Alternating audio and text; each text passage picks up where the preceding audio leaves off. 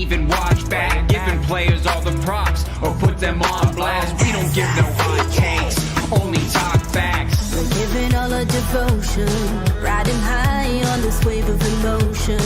Going all out, yeah, 'cause this is our time. No, ain't no stopping us till we reach the finish line. All in, we came here to win. We're gonna give everything. S-I-C-K on the run. S-I-C-K, sick, sick.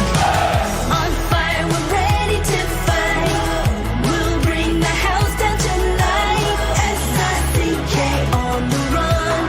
S-I-C-K, sick, sick. Play it on the car ride, play it when you lounge.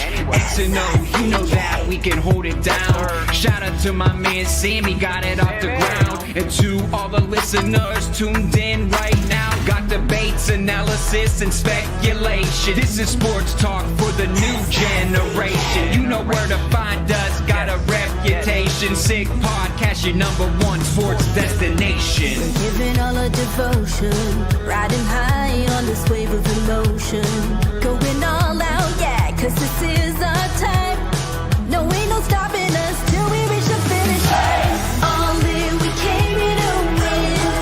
We're gonna give everything. S-I-C-K on the run. S-I-C-K, sick, sick. On fire, we're ready to fight. We'll bring the house down tonight. S-I-C-K on the run. S-I-C-K, sick, sick.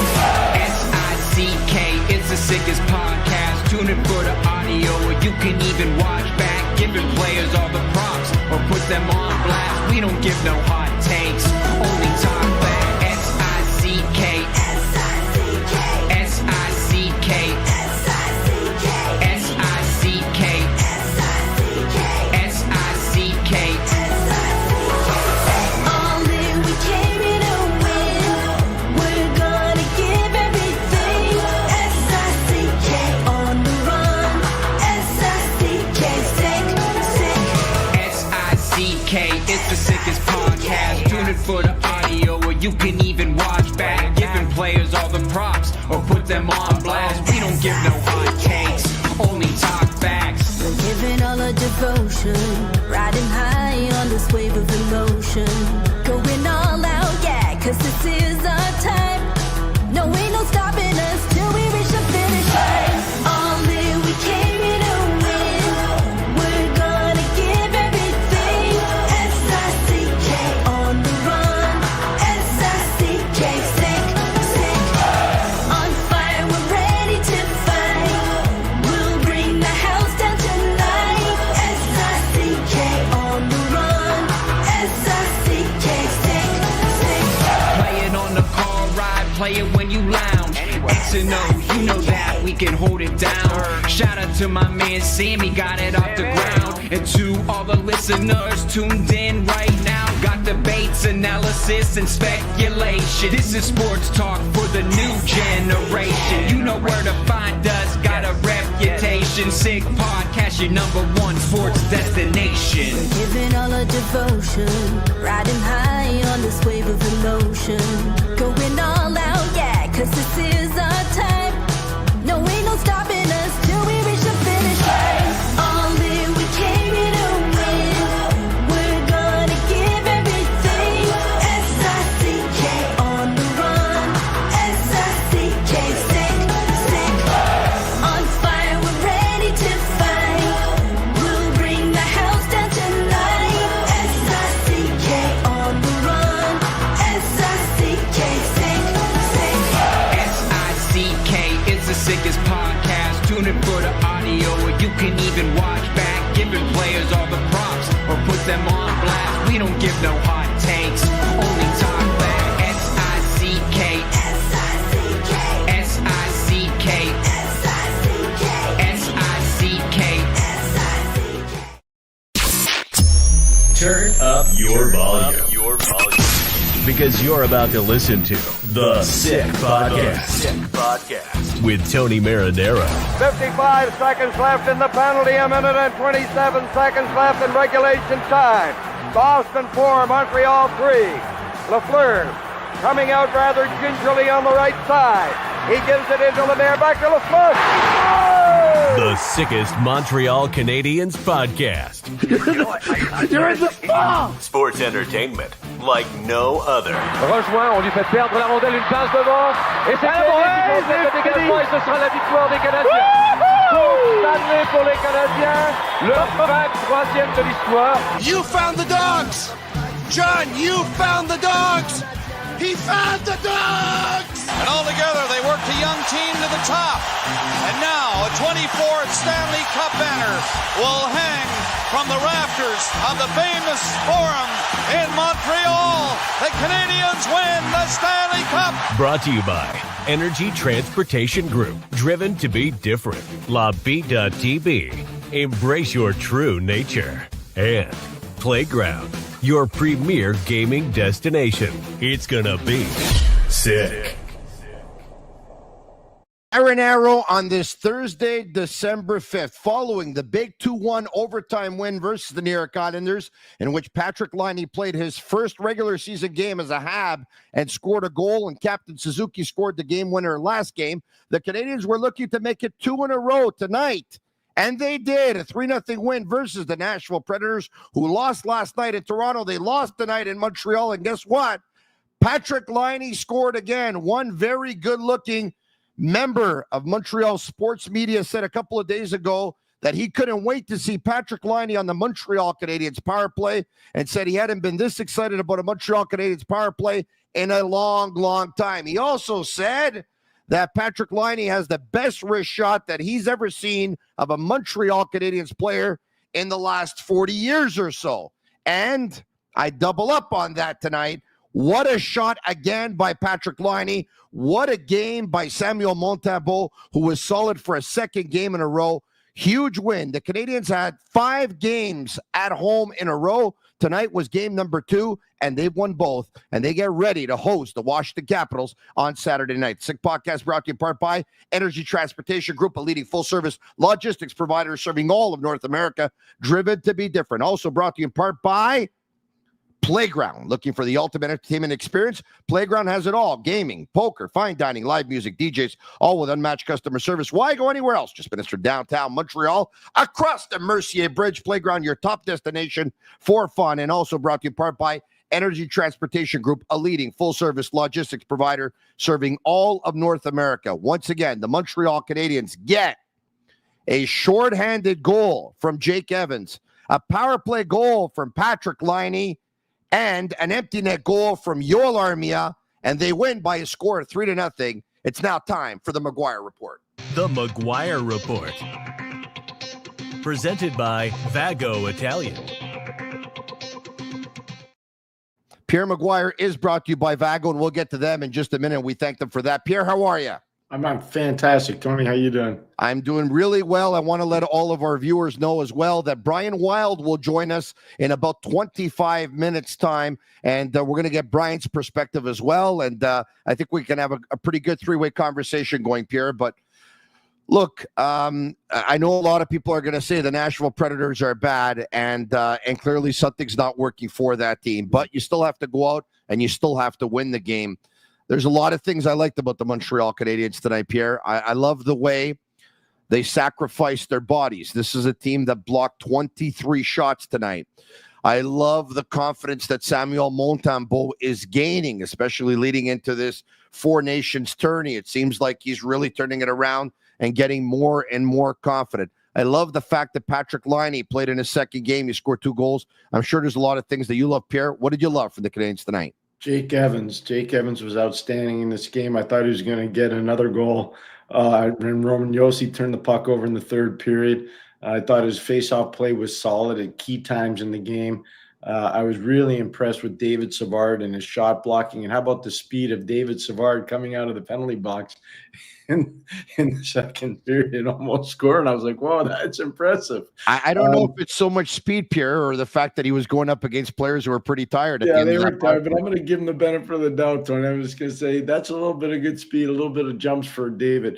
But what impressed me the most was when it got down and dirty in the third period and they were turning pucks over and they took penalties, 2 of them in particular, because of bad turnovers. They showed up and they competed and they played guilty. And what I liked about that, there's a picture on the television. I don't know which feed you were watching, where Marty St. Louis gave it to him. It's long overdue. And I thought it was really appropriate. I don't know if you can read it. Marty St. Louis, TV timeout, second period. He gave it to, he's talked about, like, he has protected his players for pretty much, since the beginning of the season, I think anyway. And when he didn't like what he was seeing, he laced into them. And boy, like you could tell, and watching on television, he got their attention. He was telling them, get back to what we're doing. You guys are, you've given up. You're I don't know what he told them exactly, but it looked like he told them to get up and start working and start playing, because they were taking their pedal off the metal, and they were playing a type of game that was going to get Nashville back into it. So look, a lot of it has been said about Marty St. Louis and not calling timeouts, maybe when he should have called timeouts. He's a big fan of using his TV timeouts to say what he has to say and pass his messages. But this one here tonight, I think, was loud and clear. I think he really got the attention of his hockey. Yeah, no, that's why it stood out to me. That's why I was happy. I thought it was really creative coaching and smart, and good by the TV people too, by the way, to pick it up.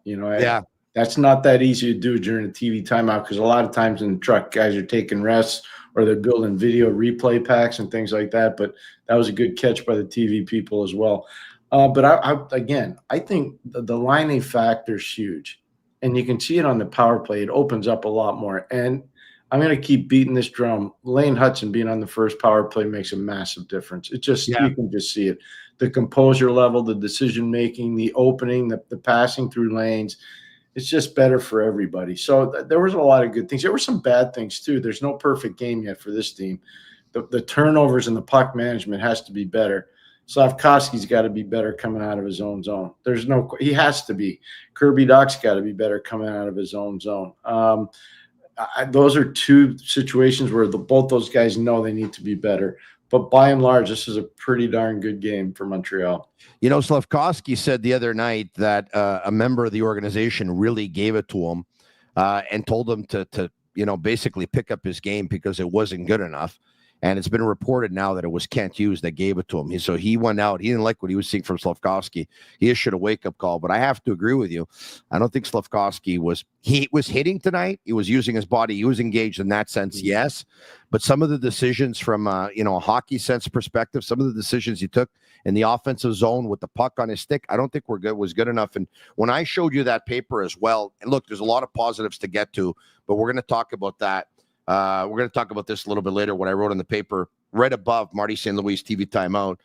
Kirby Dach, 13 minutes and 19 seconds, 0 points, 0 shots, 0 hits, 40% in the faceoff circle. Mm-hmm. I mean, geez, Pierre, I know that it takes time before you start feeling comfortable with the kind of injury that he had, the ACL and the MCL, but this is not good.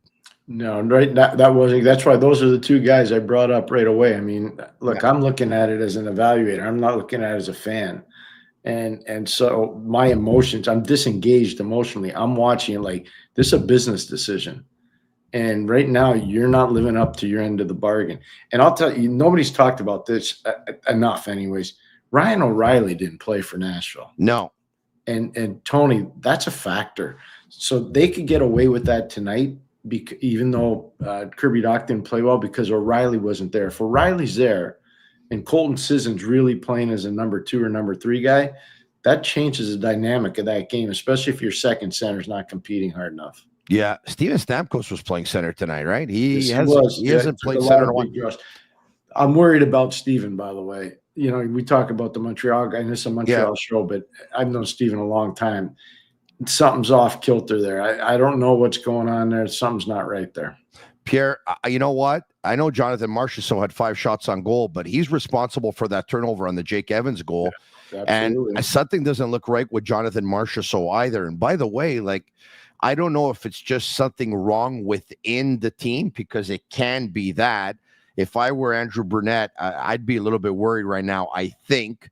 But Stamkos and Marchessault look like they got old overnight. They didn't look old a year ago, and maybe they're not old. Maybe it's just not fitting within the team, maybe something wrong with the team chemistry. I'm not sure, but there's something wrong there. You're right. There's something seriously wrong. You can see it. Just the reaction. I've known Barry Trotz for over 30 years, and they put a clip of him upstairs, and I was like, that he doesn't look good. Like, I felt bad for him. He had smoke coming out of his ears. He did. He looked angry. And I mean, I've probably been in that same position as him, so I know what he's feeling. But no, there's something wrong with that team. That being said, it's a good win for Montreal. Great for Montembeault, by the way, to build off of that awesome announcement that he's going to get an opportunity to be part of the Four Nation event, which is great for him. But no, I saw a lot of good things. And David Savard, can't say enough. Like, that guy competes, Tony, every night. You may not love the way he plays, but he competes every night. He definitely competes. I mean, he's a big part of the penalty kill. There's no doubt about it. I mean, that penalty kill, I think they threw out a stat tonight. I think they're over 91% on the penalty kill on home ice. They're over 91% on home ice. That's unbelievable. That's fantastic. And I'm not trying to scare anybody, but, they got to make a decision on Jake Evans. And they're probably going to have to make a decision on David, what they're going to do with him as they go further into the season. And it's going to be interesting to see whether they decide to keep them or move them along. And I'm not telling anybody anything they don't already know, but the value for those players at playoff time is pretty significant, Tony. Those are valuable players at playoff time, both those guys. Yeah, granted. But I think Jake Evans has a much better chance of staying. Their contracts up at the end of the year. But if I'm Kent Hughes or Jeff Gordon, I'm watching David Savard, and he's a great team guy, and he blocks shots. He's all heart, and the guys love him. But some nights he labors. Yeah. And some nights it looks like he too is getting old. He's going to be an unrestricted free agent. Unrestricted free agents in their 30s, they like to sign for as many years as possible, Pierre. Yes, if David Savard were to say to me, you know what, I'll be happy with 2 years and I'll take the hometown discount, no problem. I don't think he's going to say that, Pierre. I mean, I don't know, but I think a discussion obviously has to be had between Kent Hughes and David Savard. What I'm saying, I guess, is in a long way is that both those players are showing they would have value in a playoff situation. And I think management sees that, not just in Montreal, but around the league. If you were to ask me, I'd really want to keep Jake Evans, but that's just my own opinion. I'm trying to remember who I had this discussion with, and I think it was Eric the other night. And I said, without giving you the answer, let's just say the Canadiens make David Savard available right before the trade deadline. Mm-hmm. All right. What kind of draft pick do you think they're getting in return? What round are we talking about here? Probably a third or second. I said a third. Eric said no way. Oh, yeah, no, probably second or third. See, those players have value, and if you think you're in it for the long run, you have to have depth on defense. And if you don't, and he's already won the cup. I mean, so he knows what it takes. He's lived that dream. He's been at the top of the mountain. He knows how hard it is. If you're a team that thinks you got a chance to win and you think you're a depth defenseman or a penalty-killing defenseman away, that pick doesn't matter because you're not going to see that pick in the next 5 years anyway, so it doesn't really matter. Yeah. Anyway, look, so why don't we get to the – by the way, I knew it was going to be a special night for Laine when he walked into the building. I don't know if you had a chance I saw his outfit. Look at this. Let's show it. What a beauty, huh? I got to tell you. He's got style. There's no way he was walking around with that stuff in Finland. That's all I'm going to say to you. He's got a different kind of style. I got to tell you. All right, let's get to the Montreal Canadiens lineup for tonight's game. All right, here we go. Suzuki had Newhook on his right and Caulfield on his left. Doc had Laine on his right and Slafkovsky on his left. Dvorak had Gallagher on his right and Anderson on his left. Evans had Armia on his right and Heineman on his left. On defense, Hudson, Matheson, Struble, Barron, Jacky, Savard, Montembeault in goal. Of course, if any of you are watching right now missed the game and you're wondering where Caden Gooley is, looks like Gooley had a virus before the game. So Gooley not there. And Justin Barron made his way into the lineup and had a great chance. I think in the second period. Great chance in the second period. He's all alone. Yeah. He misses the net. David Savard had a shorthanded breakaway. He misses two. It was a funny game in that respect. But look, a win is a win, right? Because, they played against a team that's really struggling. But once again, there's some good things, and I highlighted them. Pierre, I don't know if you've alluded to Matheson's minutes, but a lot of people have been saying to preserve Matheson, you have to cut down on his time on the penalty kill. Mm-hmm. You don't have to use him on the penalty kill. But Mike Matheson was really good tonight on the penalty kill. He used his legs fantastically well tonight. He really did. 8 minutes and 52 seconds on the penalty kill for Matheson, who played 28 minutes and 17 seconds. He was a +1. That really caught my attention. By the way, face-off for the Canadiens, 62% for Nick Suzuki. And once again, Ryan O'Reilly's not there. Mm-hmm. But 62% for Nick Suzuki, 73% for Christian Dvorak, 60% for Jake Evans. Unfortunately, 40% for Kirby Dach, and 33% for Alex Newhook. Pierre, we were told that Kirby Dach and Alex Newhook are centermen. Kirby Dach was a centerman for the Chicago Blackhawks. Mm-hmm. Alex Newhook was a centerman for the Colorado Avalanche. Mm-hmm. Centermen that only go between 30 and 40% in the face-off circle consistently. How long can they be effective centermen in the National Hockey League? Well, they can. It's just your coach has to be smart enough not to deploy him at key times in the game for, face-offs. There's sometimes they get stuck out there, but there's some guys you'd be surprised that are better players in the league that aren't great in face-offs. And so their coaches are pretty shrewd about how they deploy them.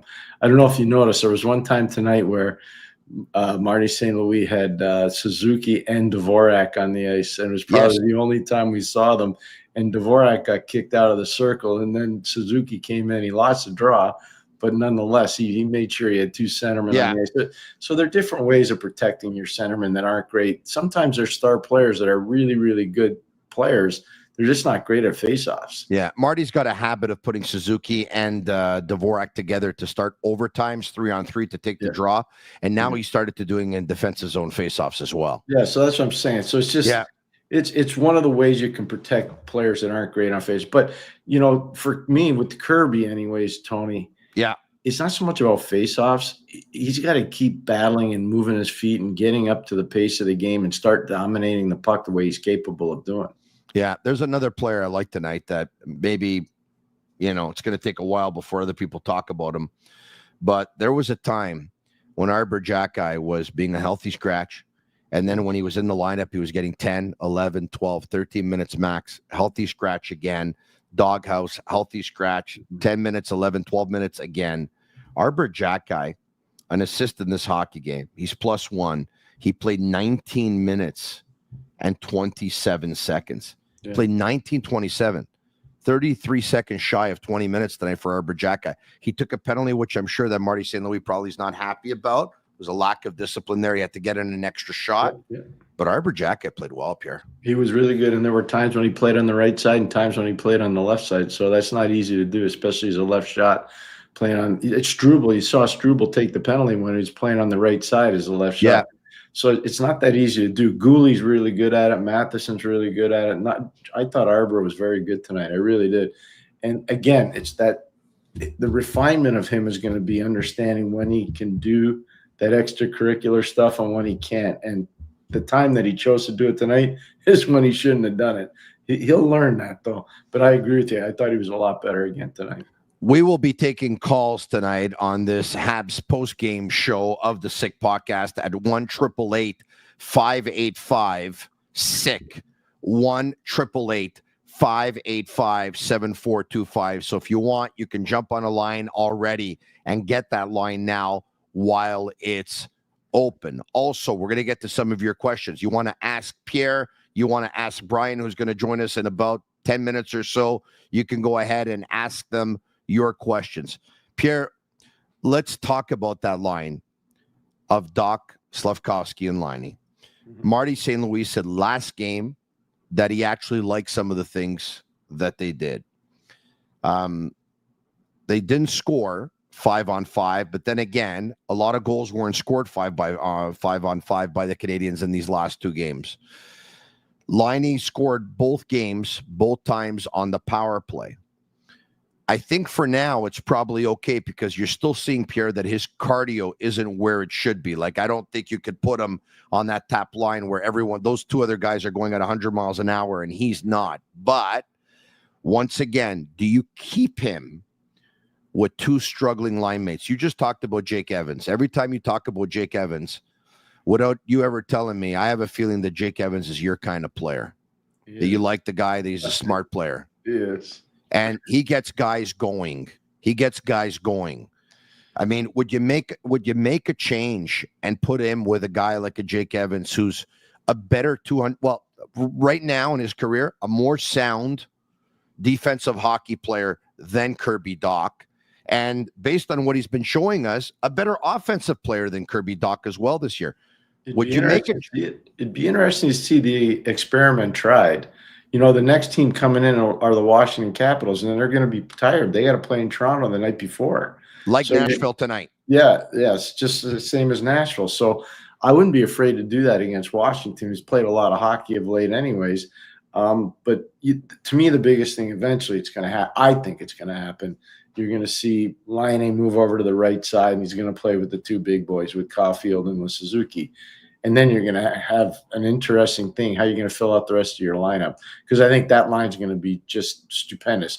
The one thing I'd say in defense of Dach, Slafkovsky, and Laine tonight, when they started the game, that first shift got a lot of momentum built up for Montreal. I thought that was a really good, solid first shift. True.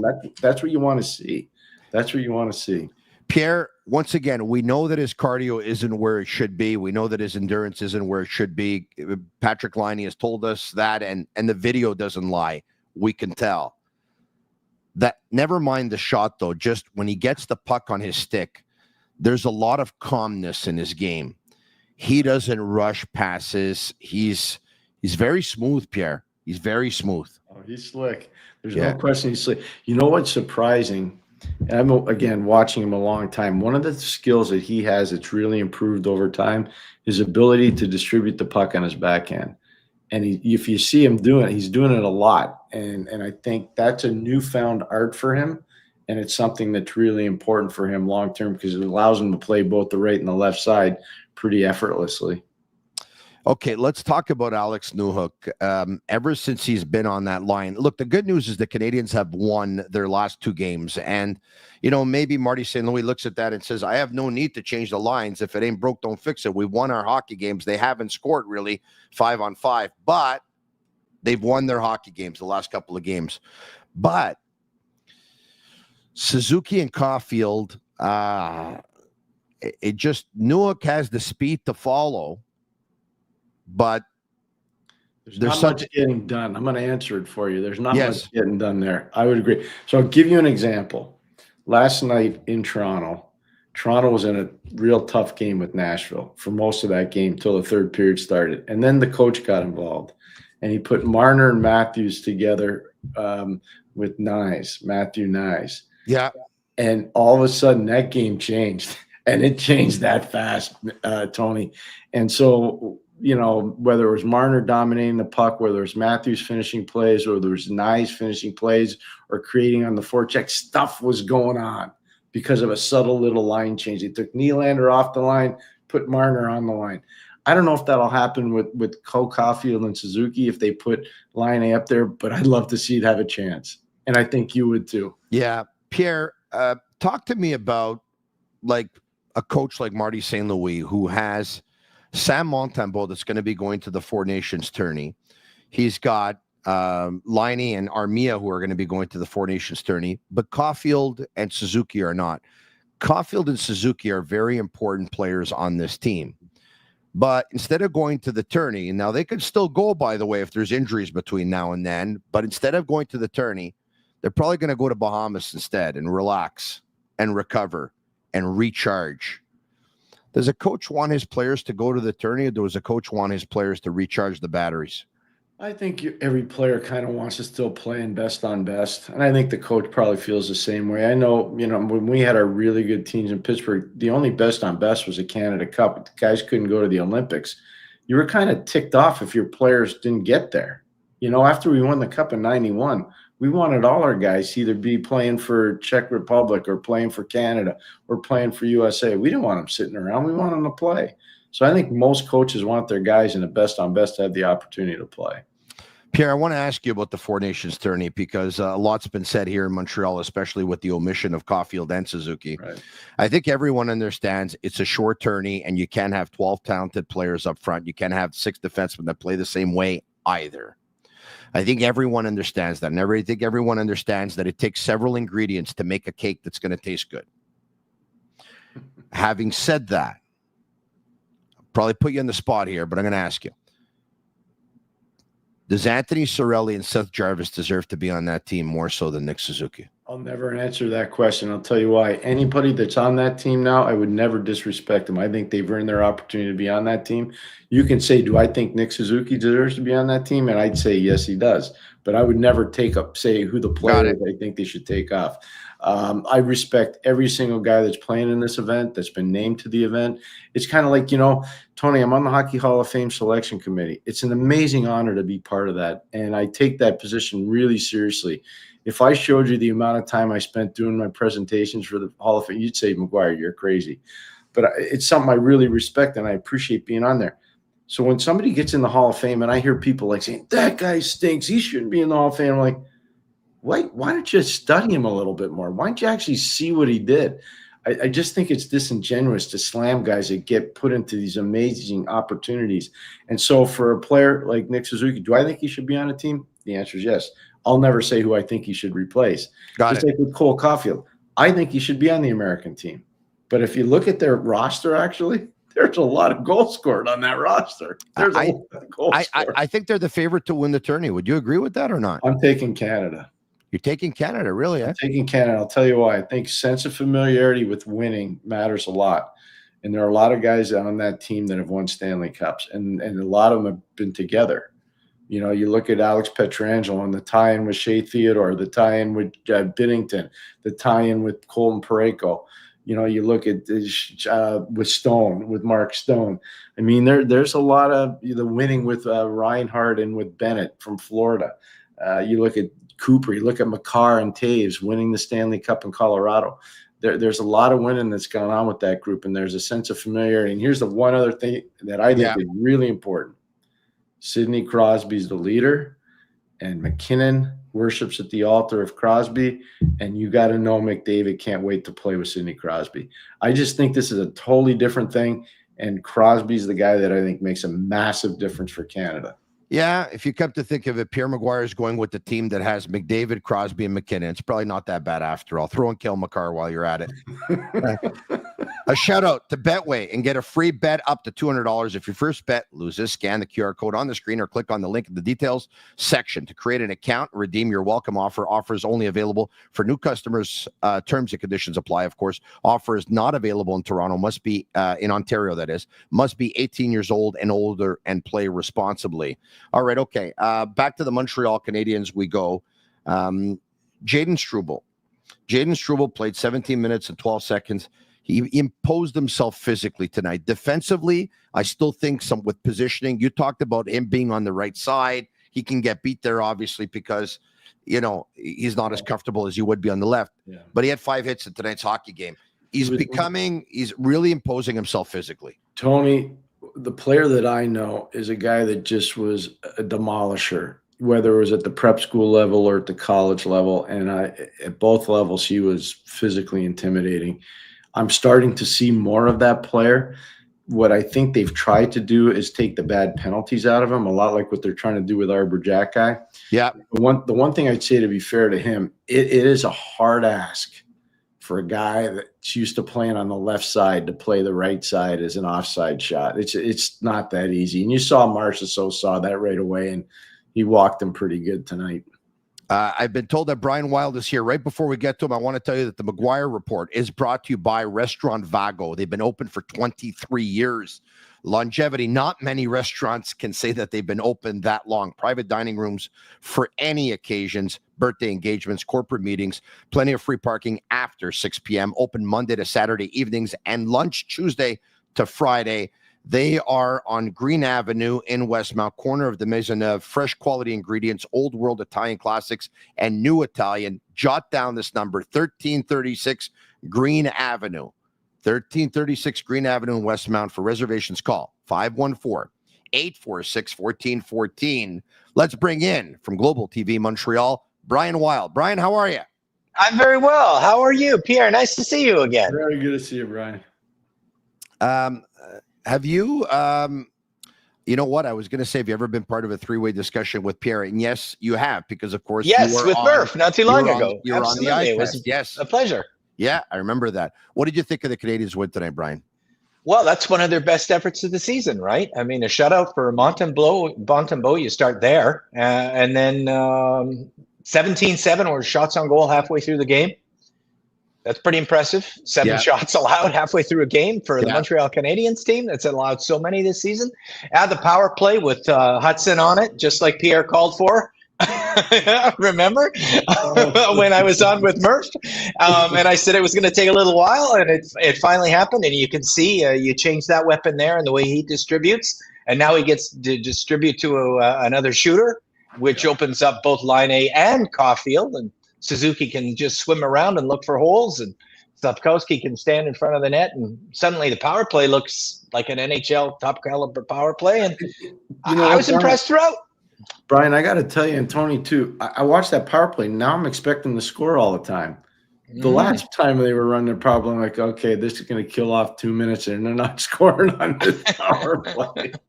Pierre, I said this, guys. I said this a couple of nights ago. Once again, I'm going to sound like a broken record. I think I'm going to say it every game between now and the end of the year. When we got word that Patrik Laine was going to be in versus the New York Islanders, I said I couldn't wait to watch Laine on the power play. And this is the most excited I've been about a Montreal Canadiens power play in a long time. I need you to think about this for a second. Once again, Lane Hudson, Nick Suzuki, Cole Caulfield, Patrik Laine.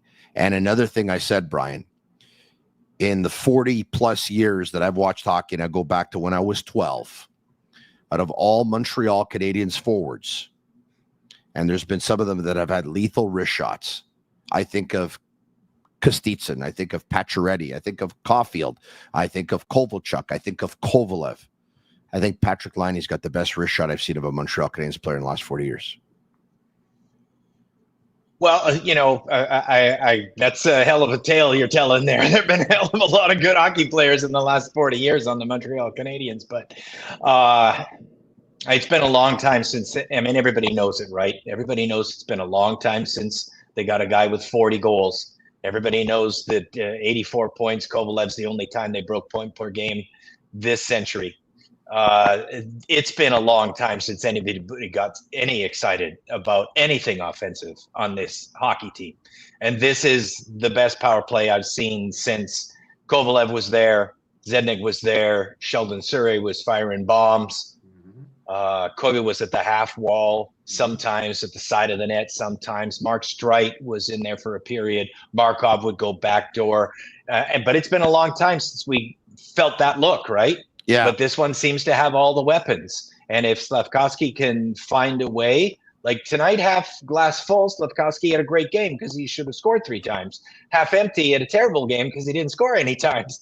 Yeah. But at least he's getting chances. And long run, if he stands in front of the net on that power play, he'll make that big body known.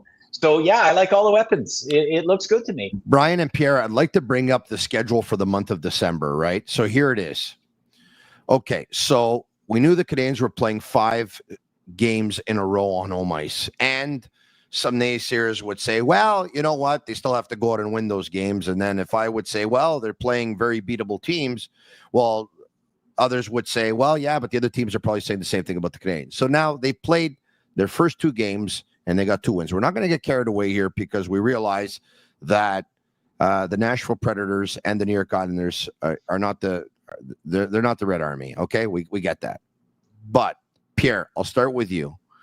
Take a look at the schedule. They got Washington on Saturday night here in Montreal. They also host Anaheim on Monday. They'll host Pittsburgh in a week from now. They'll go to Winnipeg a couple of days later, come back to host Buffalo, have a back-to-back away home with the Detroit Red Wings, and then go to Columbus against the Blue Jackets.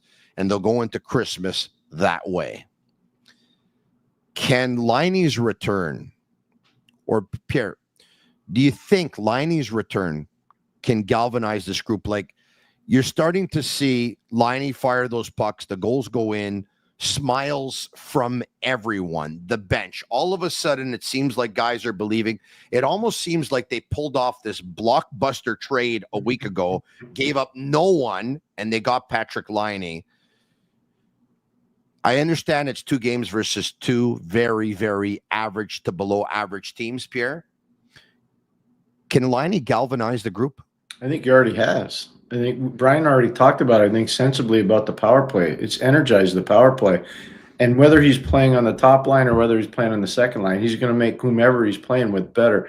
Here's the thing, that they play that Washington team on Saturday night. Washington's in Toronto tomorrow night. So they're going to get another tired team. That Anaheim team, when they come in, that's a first game of a road trip for them. So they're coming from west to east. That's a hard thing to do. So that's a first game of the time zone travel. So that gives them an advantage. The Pittsburgh game, Pittsburgh might be back and be alive. We'll see this weekend for Pittsburgh. They go into New York tomorrow. They play the Rangers. But, you look at that home and home with Detroit, I think that's going to tell you exactly where they are.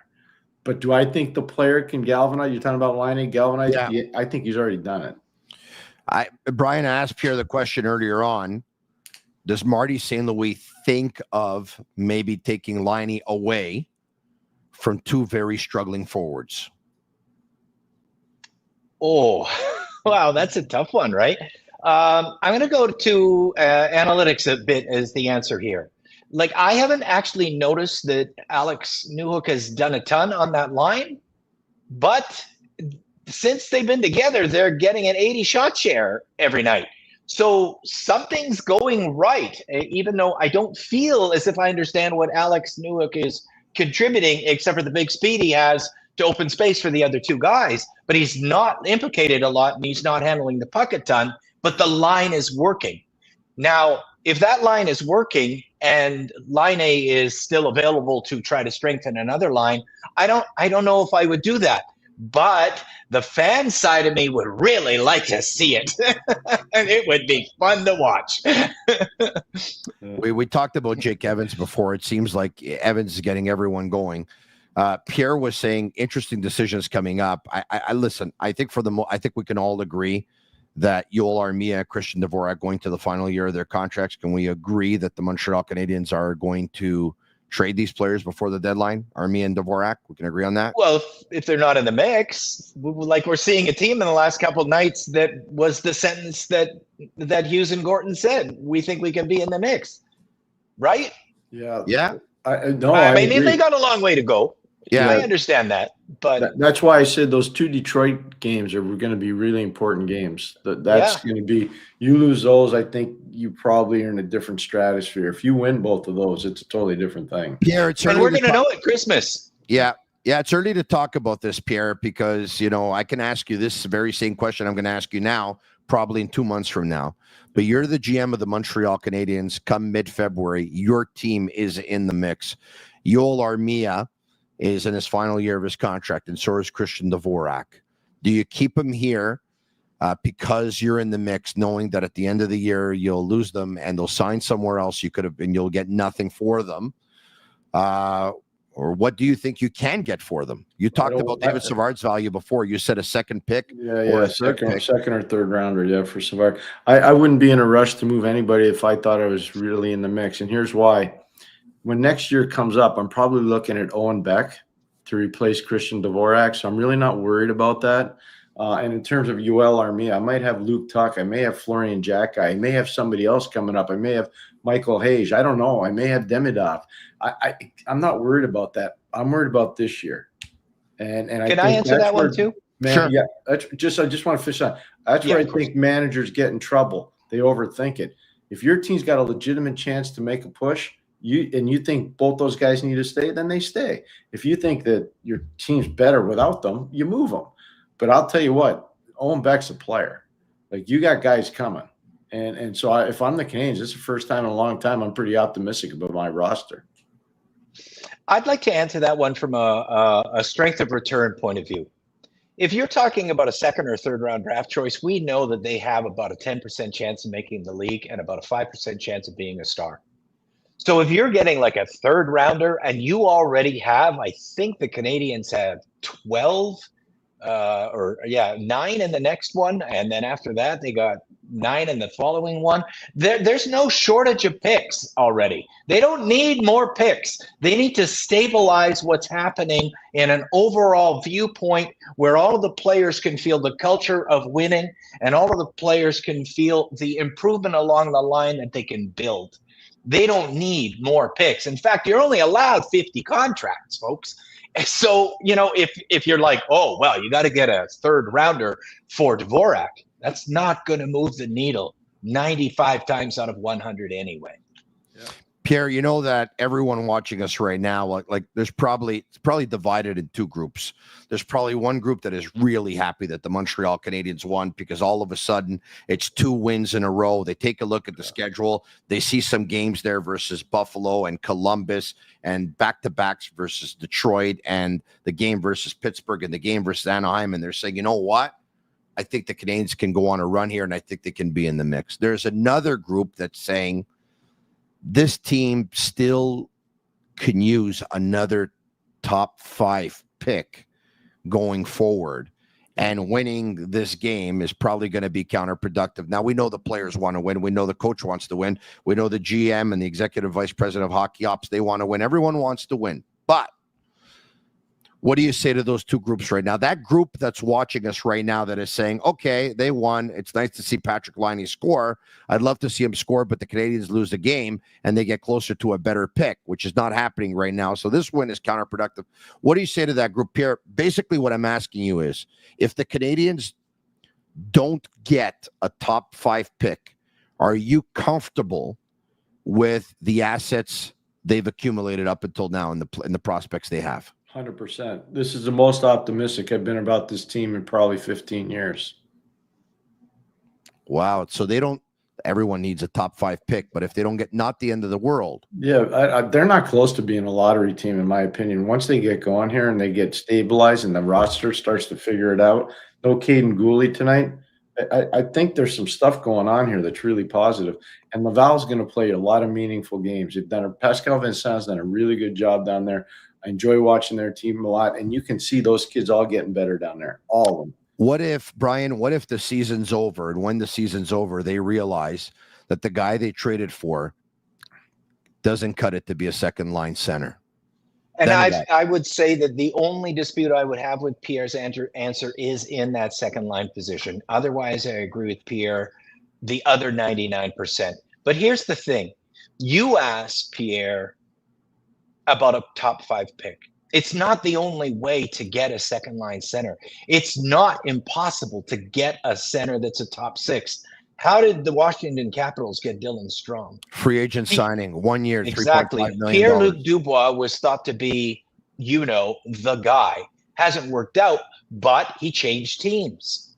Philip Deneau allowed 3 goals in the COVID season as a centerman, 5-on-5, and an entire year, you guys. That's a second-line center. Connor McDavid, Scheifele, Austin Matthews. Phil Deneau allowed 3 goals in a season, 5-on-5 with Tatar and Gallagher. So the answer doesn't have to be Michael Misa. The answer can be a trade because they've got a ton of assets they can throw at the board, and the answer can be an unrestricted free agent. We're not looking for a miracle here. We're just looking for a good top 6, and Kirby Dach might still be that. And if he's not, I just presented 3 options that happened in the last 2-3 years that are excellent. Hey, how'd that Sam Bennett guy get down to Florida? I'm just curious. Exactly. Thank you, Pierre. Exactly. It happens. I think about him a lot, and I'm like, man, oh man, did they ever? One of the most important things for a GM in the NHL is to be an expert on your own team. Nobody can know more about your players than you. And I think a lot of stuff happened in Calgary where they didn't know as much about their players as the other guys knew. I really believe that. We will take your calls. We'll take your questions. Sammy and Yellow and Master Control. Bring them up. Whether it's a call or a question, you have a chance to talk to Pierre Maguire. You have a chance to talk to Brian Wilde. So, Sean, with Jake Evans looking for a new contract starting next season, what do the numbers have to look like in order for you to keep him here? And at what point do you move him? Similar question regarding Armia. Pierre, what are you looking at for contract for Jake Evans? I'd probably have to do the comparison. I'm going to say between probably $2 and $3 million a year. If he wants more than that, I'm not. So I would say, hey, look, I'll drive you. It's like kind of like what Lou Lamoriello did with Brian Giunta when the Canadiens gave him the contract. Hey, Brian, I like you a lot, but I'm driving you to Newark Airport. You got to go. And in terms of Armia, and I totally respect the player and the person. I think I'm going to allow him to move on. Yeah, Brian. Agree, 100%, both accounts. That's the number, 2.5. They're throwing around already. Pierre's right on. Yeah, all right. And it's a tough one. Owen Beck's waiting in the wings. He's the same footprint. The one thing I'll say about Owen, because I watched Jake a lot at Notre Dame, and I saw Owen obviously a lot in junior. Owen's got a little bit more upside offensively. He's more of a pure finisher. We saw, you saw Jake on the breakaway, and look, he scored a beautiful goal shorthanded, but you see the breakaway, and he didn't look comfortable on that breakaway. I think if Owen Beck has that breakaway, he looks a little different.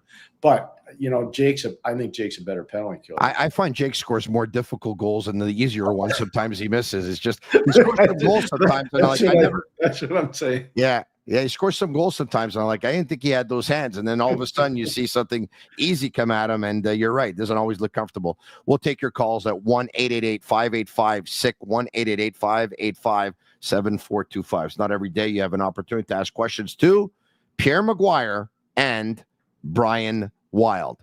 And we'll take Tony. Yeah. The Owen Beck one and Jake Evans, it obviously makes you think of Christian Dvorak, right? Yeah.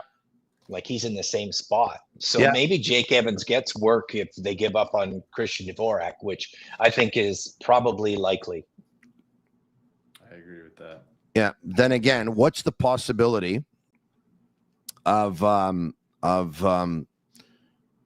Owen Beck being on a fourth line next year and an Alex Newhook centering a third line? That could happen too.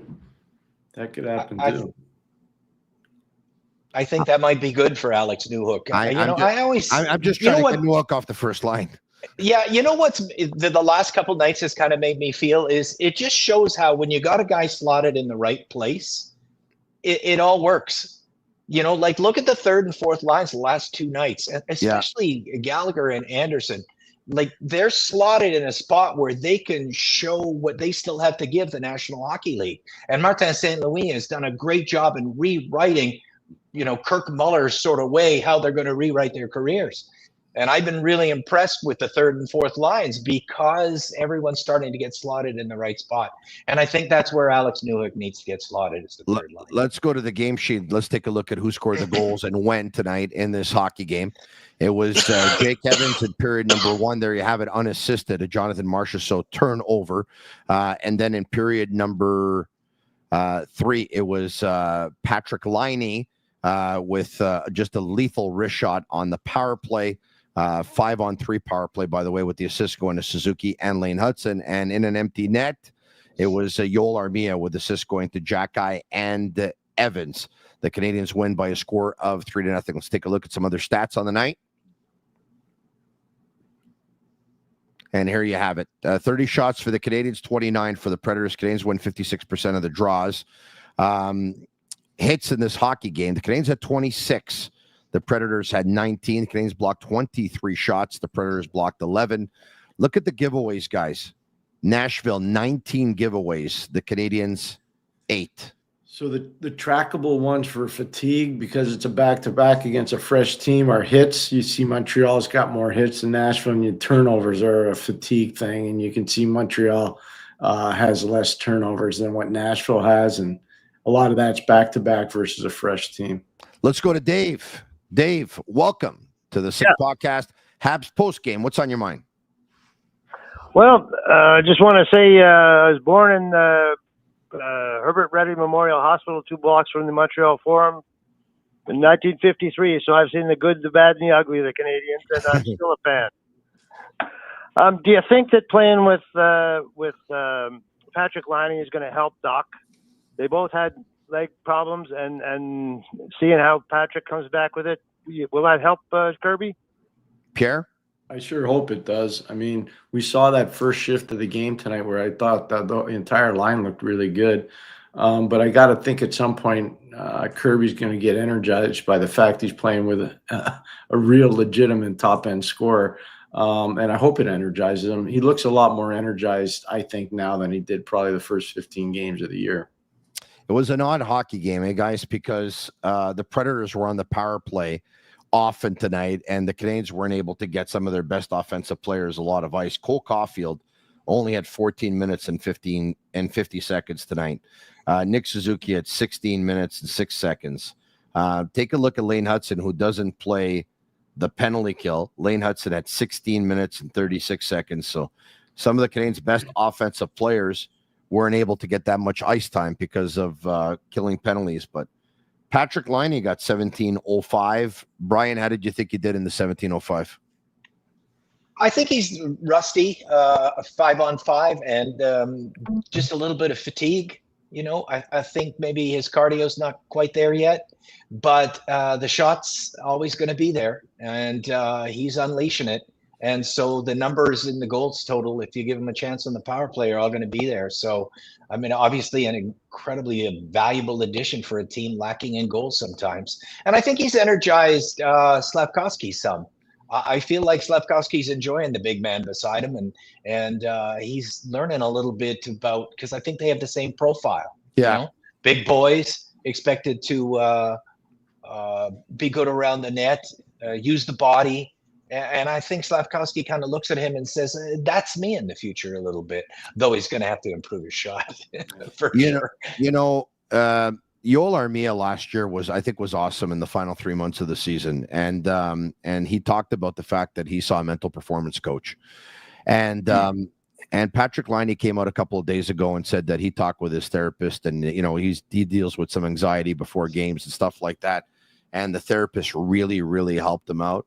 There's some players on the Montreal Canadiens that have struggled over the past couple of years. And who knows, maybe with Laine's influence, some of them can seek some advice from a mental performance coach. Like, look, I'm not going to prepare to be any expert whatsoever, but if you think of Doc's injury last year and the ACL and the MCL and the difficulties that come with that, and the struggle mentally, and then coming back and not being able to do the things that you used to do just because it takes time before it happens, and then you're not putting up points. Who knows? Maybe it could be. Maybe it could be something that can help some of the players, and maybe it could be something that helps Doc. Let's go to Ali. Ali, you there? Hey, yes. Hi, how are you? Good. How are you? I'm not too bad. First and foremost, love the post-game show. You guys do such an exceptional job, and thank you for taking my call. Thank you very much. You have an opportunity to talk to Pierre McGuire and Brian Wilde. Go ahead. Hey, guys. How you guys doing tonight? Excellent, Ali. Well, thank you. I just had a few questions and just a few thoughts, and I would love for your take on it. Sure. For Kirby right now, obviously he's coming from an injury, but you know, from a fan perspective, I'm watching the game, and I feel like if he's not ready to prove that, like, his role by the end of the season, personally, maybe the Habs should be going ahead and targeting a second C, but somebody with a little bit more years of experience to insulate the young group that they have. Because I feel like with this team, we talk about the raw talent and we talk about, all the talent that's coming up, but whether it's the coaching staff or whether it's this lineup, I still feel that, the veteran leadership in key roles is not really as present as one would like it to be. And I know it's a rebuild, but moving forward, how do you guys feel about that? Do you think that they're going to need to, insulate these young players? Because, it's a long season, and if they do make the playoffs eventually, we don't know when, they're going to need that type of leadership inside that room. Go ahead, Brian. Well, there was a lot there. On Dak, I want people to remember he's got only less than 3 seasons of NHL hockey in him. And people were, at 23 years of age, they'll always repeat 23. Well, he's played only 236 games. And he's coming back from major knee reconstruction surgery. And Josh Anderson will tell you the year after one of the big three, which is an Achilles tendon tear, major knee reconstruction, or high ankle sprain. That next year, man, historically, we've seen it a million times. And you can see Josh Anderson's play now. So patience with Kirby Dach, even at the end of this season, patience with him. And I would say the first 20 games of next season, if you don't see anything, then begin to worry, because then he'll be at that number of game spot that is anxiety inducing. And very quickly, just so Pierre can take over here, from a veteran point of view, yeah, definitely. Any team with some veteran leadership on the defense, blue line position, Shea Weber, is a different hockey team. Changes everything. Well, I'll use the veteran side of it, and I'll look at what Barclay Goodrow and Tyler Toffoli are doing in San Jose with a lot of those guys. Great example. I think they got ripped apart tonight, obviously, by Tampa, but that's going to happen. They went into Washington this week and beat a real good Capitals team, and you look at the influence those two guys have already had on Will Smith and Macklin Celebrini. So I'm on the veteran side of things, Ali. I agree with you. But I'm with Brian on this one. I'm not in a rush to punt Kirby Dach, because that injury that he had and that surgery he had, that's intrusive, and that takes some time, some serious time to come back from. Thank you, Ali, for the phone call. Pierre, your thoughts on Luke Richardson being relieved of his duties? Well, so I think I'm the only person on this panel that has been a coach in the league and got fired. So I don't like it. You are. I don't like it when coaches get fired, because I know what it feels like, and it feels stinky. It really does. So I feel really bad for Luke. I've known Luke a long time. I respect him a ton.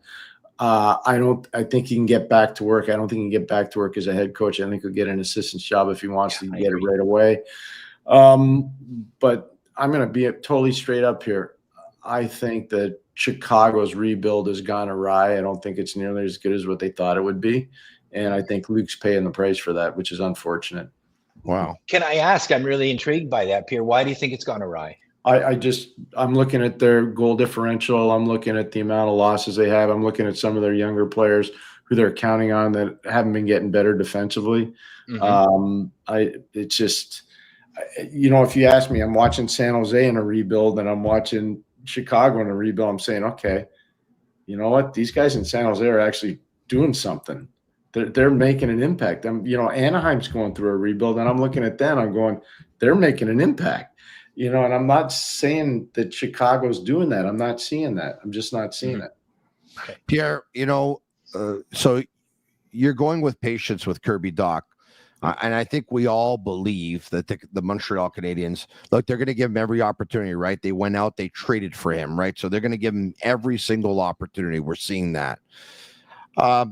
Let's just say it gets to that point where the rest of the season doesn't turn around in the offseason. They're like, okay, do we address this now, or we take a chance and see? Is there a player that is probably a second-line centerman on a team that would be willing to part with him, or a third-line centerman on another team that could fit in and be a second-line centerman on the Montreal Canadiens off the top of your head that you should probably think the Canadiens should look into at one point? I'm going through my head now. Yeah. I'm glad you got that question. I'm going through it right now. There's one guy that I would really try to target, and I just don't think they would ever trade him. But he plays in the West. And I think if Montreal could ever get him, that would change the dynamic of their team significantly. I'm not comfortable telling you the player's name. Okay, so I'll just put it to you this way. Pierre, I'm not going to sleep tonight. I'm not going to sleep tonight. You can't do this. I'm gonna text it to you, Tony. I'm gonna text it to you. And then suddenly Tony will have a great idea tomorrow. I'll text it to you. But I just think that if they were able to get everybody's got their own feel for what a second line center has to be. In Montreal's case, I think the second line center's got to be an offensive point producer. And he's got to be a key distributor. I'm not saying he's got to be a finisher. He's got to be a distributor. And there's one guy that I think is a way undervalued distributor in the league that I don't know if he'd be available or not. You'd have to pay to get him, I'll tell you that. They're not going to give him up for nothing. I just need to know his age. I won't ask you his name. You just give me his age. I'll tell you right, he's under 27. He's under 27. Yeah. That's all I'm going to tell you. I was hoping you were going to tell me his exact age, 22, 23. Then I was going to know. 27. All right, okay. But hold it, though, if I could just interject. If somebody says he's under 27, usually that means, Tony, logically, he's 26.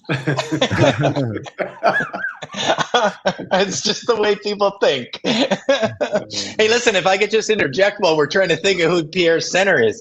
Like, he just mentioned that he thinks he needs to be a point producer, and that usually has to do with, because I checked the last Cup winners, and it's really interesting that the profile is always a real strong point producer, and then a real great help defensively. So you've got Jack Eichel, right?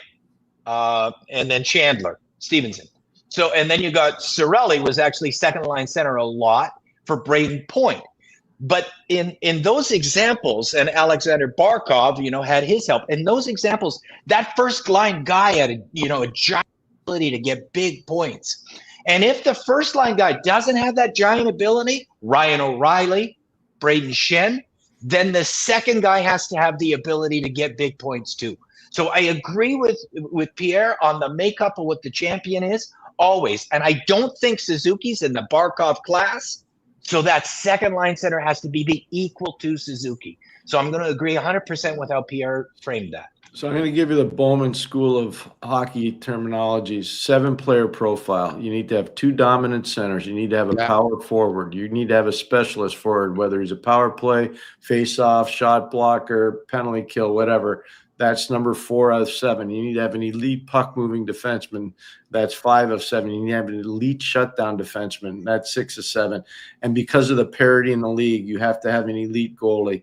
If you have those 7 players in a cap world and you build around them, you will win. Every team since 06, if you look at the profile, every team has hit the profile that's won the Cup since 06. Okay. So the Canadiens need 2. Yeah. They need a second center and a shutdown D. So I got one more question now. Brett, sir? Yes. Yeah. Thank you, sir. So you said the second line center needs to be a point producer. Yep. Is he a point producer already, or you think he can be with the Montreal Tony's Canadiens? still turning against you. I'm not going to text you after the show. I'm going to text you. He can't stand it. You text me after the show. The second you text me, I'm telling Yellow to send me another link. I'm going back on for Stefan, the special 11:10 version of the Sick Podcast with Tony Marinaro. Just all by yourself. Stefan in Quebec City. Stefan, are you there? Hey, hello, Tony, my friend. How are you? Very good. I hope you're well. You're on with Pierre McGuire and Brian Wilde. Go ahead, my man. Hello, Brian. Hello, Pierre. I remember Pierre when he coached the Whalers Hartford against Quebec Nordics. In his team, he had Pat Verbeek, Jeff Sanderson, Patrick Poulin, Darren Turcotte, Chris Pronger, Sean Burke in the goal. It was a Vous avez raison, c'est ça, monsieur. Merci beaucoup. Puis on a gagné là-bas beaucoup de fois.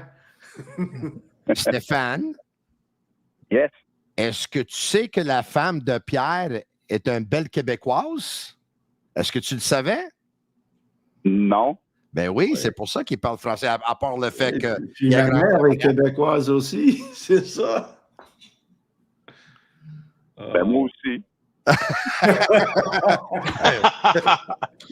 Vas-y, Stéphane. Ask your question. Thanks, Stéphane. I have a question for you, Pierre and Brian. What are your projections for Kirby Dach and Alex Newhook for the rest of the season and the next year? Go, Brian. Well, I would project Kirby Dach to be 150% better than this year.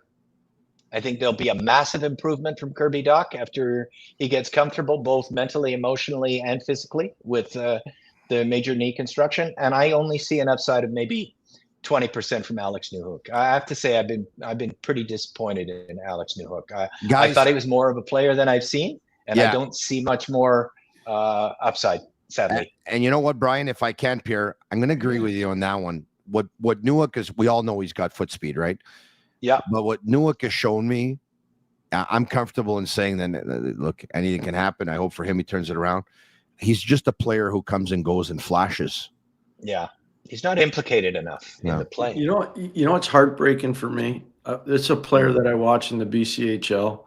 This is a player that I watched at Boston College. This is a player that I watched in the Foxborough Pro-Am League, which is an amazing Pro-Am league.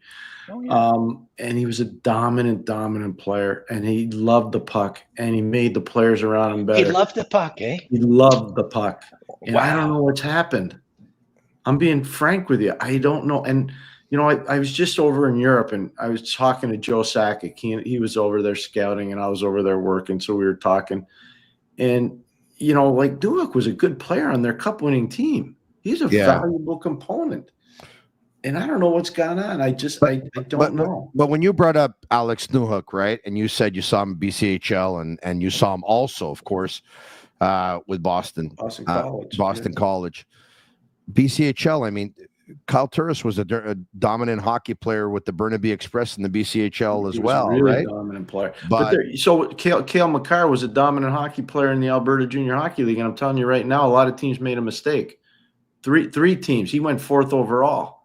So they're guys, I'm telling you right now, like the Nadeau brothers, the one Nadeau that just signed with Carolina. I can go over all this stuff if you want, but the truth is that the player loved the puck. He loved the puck. And now all of a sudden, I don't think he loves the puck that much. And guys, I don't know how that happens. Yeah. We're going to take 2 more calls. Why don't we do that? Thank you, Stéphane. Merci beaucoup. Next. Let's go to Anthony. Anthony, you there? Oh, yeah, I'm here. Welcome to the Habs post-game show on the Sick Podcast. You're on with Pierre and Brian. Go ahead. Thanks, Tony. I wanted to make sure, and I don't know if you remember me. I was on the Sick Podcast the other night ago, and I had an issue with my phone volume, if you remember me. I remember. So glad to see you have that figured out. Good. Great to see you on the podcast again, Pierre. It's great to see you and hear your voice. But this one's for Brian. Brian, I know you said a little bit earlier that you didn't think that the Habs needed any more draft picks, and I know how stocked they are for this coming draft. Low draft picks. Yeah, they could take. If you want to give them some top 10s, I'm sure they'd love it. Yeah, for sure. But if they did trade, Jake Evans and David Savard, and it's still questionable whether they will. If they did get some good return back for those guys, and they had some extra draft picks, they could use them for sweeteners, to make a trade or maybe move up further in the draft, in this next year's draft, if they have, depending on what happens with the Calgary pick. But wouldn't it be good to have some of those extra draft picks just to have some more options, or maybe to prepare for the next couple of drafts ahead?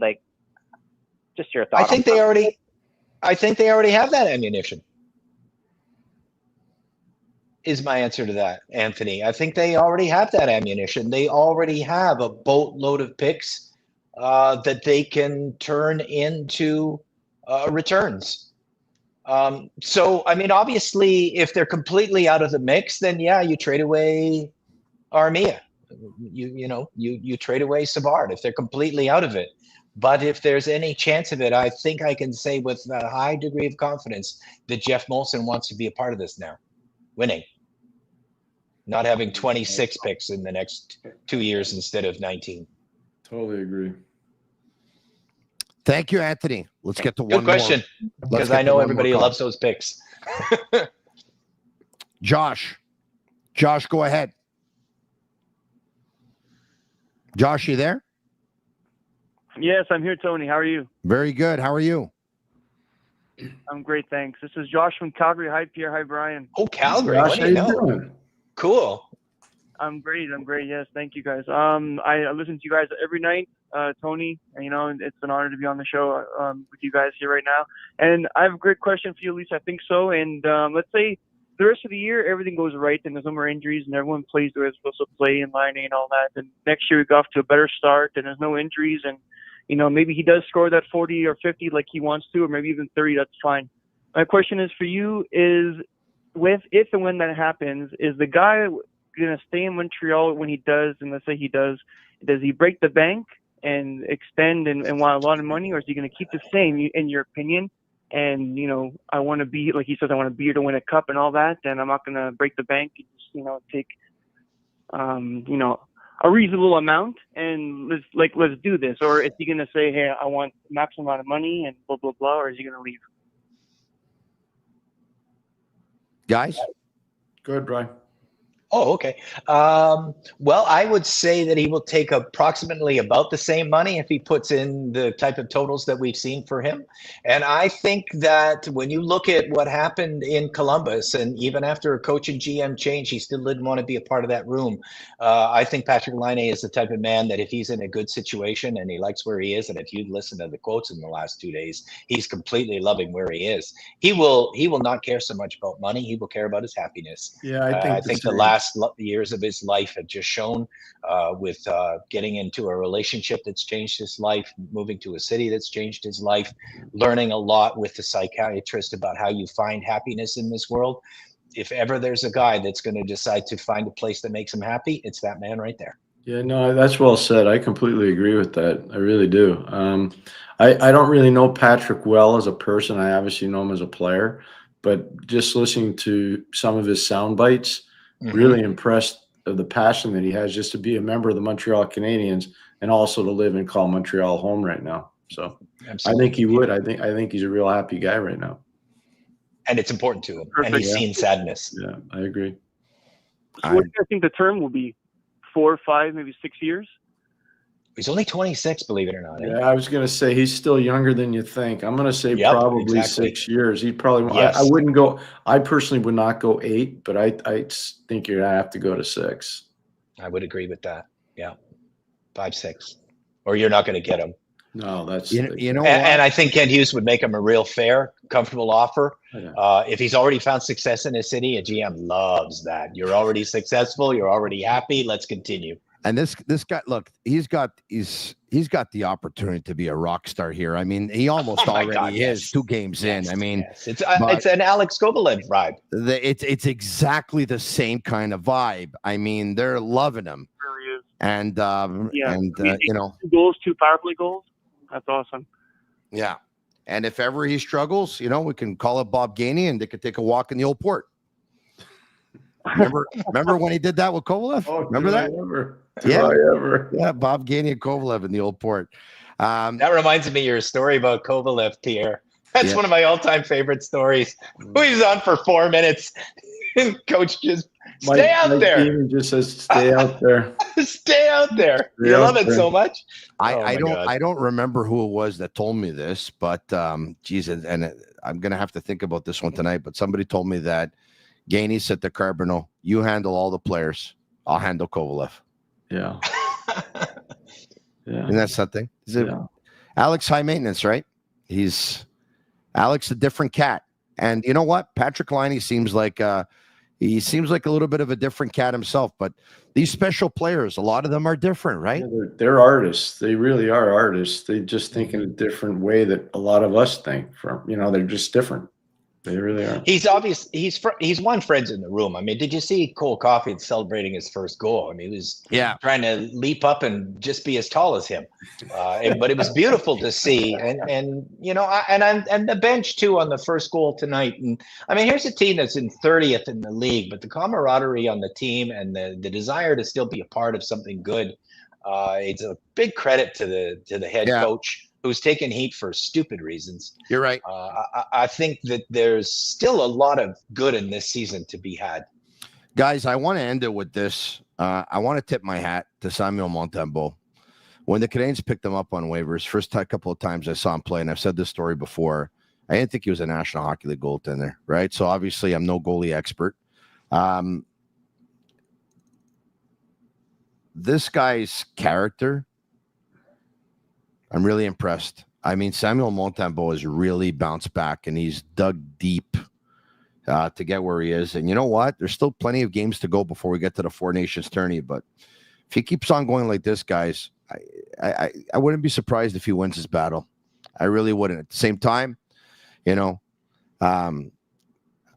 not his GM is not the GM of the who assembled the team. So I think Binnington's those two guys have won Stanley Cups, right? But I think if Montembeault gets an opportunity, guys, with the games being in Montreal, I think he could do it. I really do. I think he could do it. Pierre? I'm not as convinced of that. I think that Armstrong will have a lot to say with that. I think Cooper will have a lot to say with that.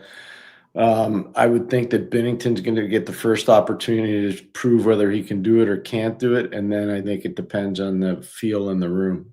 I'm convinced Binnington can get the first shot at this. Yeah, Brian? Well, I would say he's third on the depth chart right now for sure.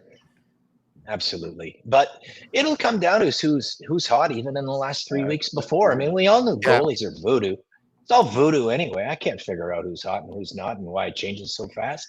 Yeah. Right? Binnington goes from unbeatable, wins a cup next year, can't stop anything.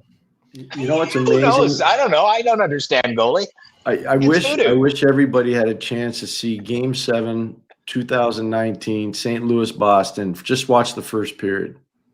And if you're Hockey Canada, that's what you're watching. And you're saying, oh my gosh, if it weren't for this guy, Boston would be up 7-0. You know, that's the kind of – this was one of the – I've been at 26 final, and I coached in 2 of them. And I'll just tell you that in the first period of that game, that was about as good as I've ever seen a goalie play. I'm just telling you. And people don't forget that stuff. Decision makers don't forget that. Yeah. Yeah. Gentlemen, what a great Habs post-game show tonight on the Sick Podcast. I'm not surprised. The second I both knew you were coming on, I knew it was going to be good.